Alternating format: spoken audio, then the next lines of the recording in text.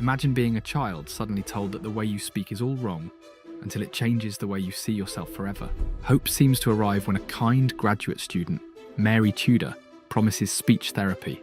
But Mary's trust is misplaced. She's unknowingly caught in a cruel experiment led by Dr. Wendell Johnson. Innocent orphans were secretly used in a cruel experiment to prove a harsh idea. How did Johnson's experiment scar 22 young lives? And why did Tudor return consumed with guilt to try to undo the damage? This is one of psychology's most disturbing experiments, where hope was a lie and the scars lasted a lifetime. Wendell Johnson was a tall, awkward 20-year-old farm boy. His personal experience with stuttering led him to the University of Iowa, a leading center for studying speech disorders. Many of Johnson's fellow graduate students also stuttered, and they sought a solution to this issue. They tried various methods to study stuttering, including drawing blood, using non-dominant hands to divert their minds, and even shocking themselves to see if it affected their speech. At that time, many researchers thought stuttering was caused by problems in the brain's signals.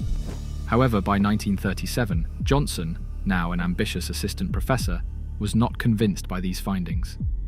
His own experience suggested otherwise. He had spoken normally until he was about 5 or 6 years old when one of his teachers told his parents in front of him that your son is starting to stutter. This comment made him worry about his speech, which led him to stutter more. Johnson concluded that stuttering was not a physical problem, but something learned through experience. He believed that stuttering begins with the way people respond to a child's speech rather than with the child's physical abilities. Wendell Johnson had a bold, horrifying idea. If stuttering is a learned behavior, it can be unlearned. To prove this, he needed to design an experiment that would make children start stuttering. He decided to destroy children's speech and deliberately teach them to stutter.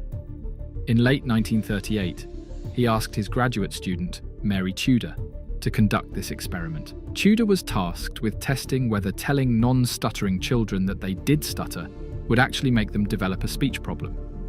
Helping children improve their speech was just a cover. The real terrible motive was this.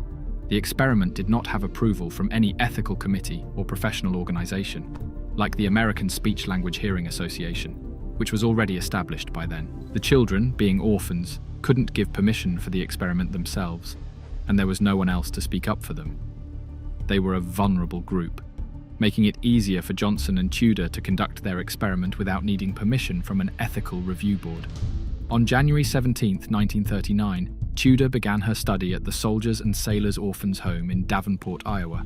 The home housed over 600 children, including orphans, children whose parents had died, and demi-orphans, children whose parents were alive but couldn't take care of them. The home was strict and had a very controlled environment. In Tudor's study, 22 children were selected. Tudor and her team of graduate students evaluated the children's speech and divided them into 2 main groups, which were further subdivided. 10 children who were already identified as stutterers. Group A, 5 children were told their speech was fine. Group B, 5 children were told their speech was poor. 12 children who spoke normally. Group AI, these children were told they were starting to stutter and needed to fix it immediately. They were informed that their speech was not normal and warned to correct it with willpower. Group BI. These children were told their speech was good and praised for their clear pronunciation. Mary Tudor began by testing each child's IQ and handedness, following a popular theory that stuttering might be linked to cerebral imbalances from handedness. Tudor told the children, "Let's see which hand you use to draw and squeeze this dynamometer." Most children were right-handed, with a few left-handed. No link between handedness and speech was found. From January to May 1939, Tudor drove from Iowa City to Davenport every few weeks for 45-minute sessions with each child. She followed a specific script for each group. During interactions with the children who spoke normally but were told they had symptoms of stuttering, she said things like, "You have many of the symptoms of a child who is beginning to stutter. You must try to stop yourself immediately." The impact was immediate. For example, 5-year-old Norma Jean Pugh, who previously spoke freely, became very reluctant to talk. Betty Romp, 9 years old, practically refused to talk and used to hold her hand over her eyes most of the time. The oldest, 15-year-old Hazel, became much more self-conscious and talked less, beginning to snap her fingers in frustration. The children's academic performance plummeted. One boy began refusing to recite in class, and Clarence Pfeiffer, an 11-year-old, became increasingly anxious. Mary Kolaska, a 12-year-old, grew withdrawn and irritable, avoided talking to her best friend, and eventually ran away from the orphanage, ending up at a rougher institution. Even Tudor herself was affected. After the study ended, she returned 3 times to offer follow-up care, telling the children they didn't stutter after all. However, the lasting impact was uncertain. She wrote to Johnson about the orphans in a slightly defensive letter, dated April 22nd, 1940. "I believe that in time they will recover, but we certainly made a definite impression on them." Around that time, World War II was ongoing. Mary Tudor decided to join the Navy in 1941, seeing it as a way to serve her country during the war. Meanwhile, the experiment gained notoriety, but for all the wrong reasons. Some of Johnson's students began to question the ethics of the experiment, and people started calling it the monster study. After the war, when she returned in 1945, Tudor reached out to Dr. Wendell Johnson but found him changed. Johnson's behaviour was different from before, and it was clear he didn't want her around. When Mary Tudor found herself cold-shouldered by Johnson, she took a job at the local veterans hospital. Soon after, she married and resumed her career as a speech therapist. For 34 years, Tudor worked in schools in Iowa and California, applying positive therapy techniques. She never mentioned the experiment to her students or their families. Her work was successful, and she was admired by those she helped. During this time, she saw how Johnson's theory was gaining recognition. Wendell Johnson, who had his own troubled history with stuttering, was a key figure in promoting the diagnosogenic theory. Despite the study's shortcomings, he continued to advocate for this theory throughout his career. Johnson's commitment to his theory was unwavering. Even when faced with contradictory evidence, he defended his ideas vigorously. In 1946, Johnson gave a lecture on his theory. By the late 1940s, Johnson's theory that criticism worsens stuttering became popular. His work influenced how people thought about and treated stuttering. When Johnson died in 1965, people honoured his contributions to speech therapy, and the University of Iowa named a centre after him.